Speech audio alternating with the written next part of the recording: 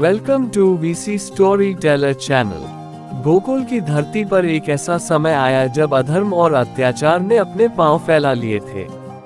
अगर ये चैनल आपको अच्छा लगे तो प्लीज लाइक और सब्सक्राइब करें।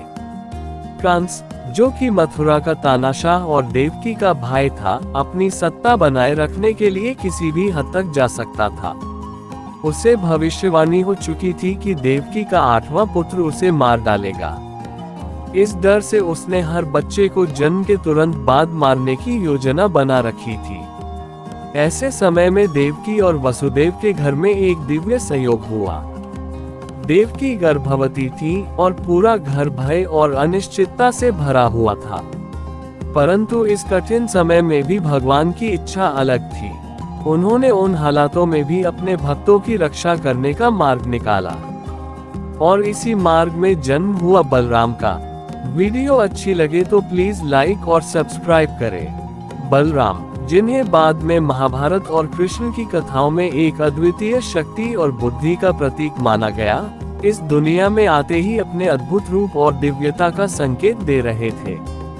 परंतु जन्म के समय परिस्थितियां इतनी खतरनाक थीं कि उनकी सुरक्षा के लिए एक अद्भुत योजना बनाई गई। जब बलराम का जन्म हुआ तो उस समय मथुरा में अंधेरा और खौफ का वातावरण था।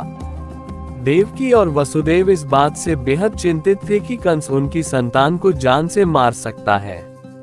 तभी भगवान की लीला के अनुसार वसुदेव ने निश्चय किया कि बलराम को सुरक्षित स्थान पर पहुंचाना ही सर्वोत्तम होगा।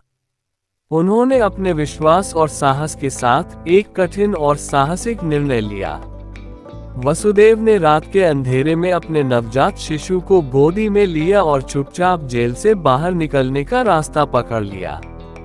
यमुना नदी की लहरें उनके कदमों में हलचल पैदा कर रही थी, लेकिन उन्हें डर नहीं था। वे जानते थे कि यह कार्य केवल उनकी नहीं, बल्कि भगवान की लीला का हिस्सा है।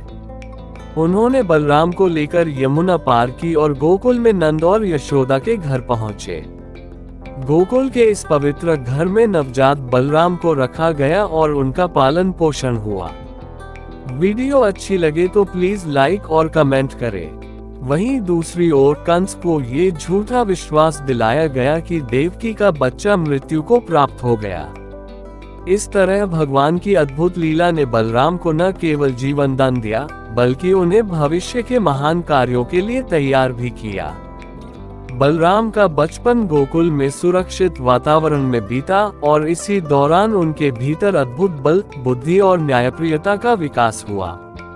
उनकी उत्पत्ति केवल जन्म नहीं थी, बल्कि यह एक दिव्य योजना का हिस्सा थी, जो दर्शाती थी कि जब भगवान चाहे तो किसी भी भय और अत्याचार को मात दी जा सकती है।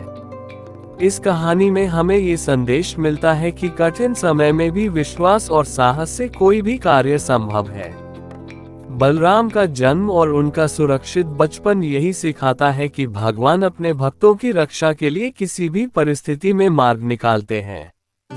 वीसी स्टोरी टेलर चैनल पर इस कहानी के माध्यम से हम सिर्फ इतिहास या पौराणिक कथा नहीं सुनाते, बल्कि उस समय के जीवन और घटनाओं की जीवंतता को आपके सामने लाते हैं।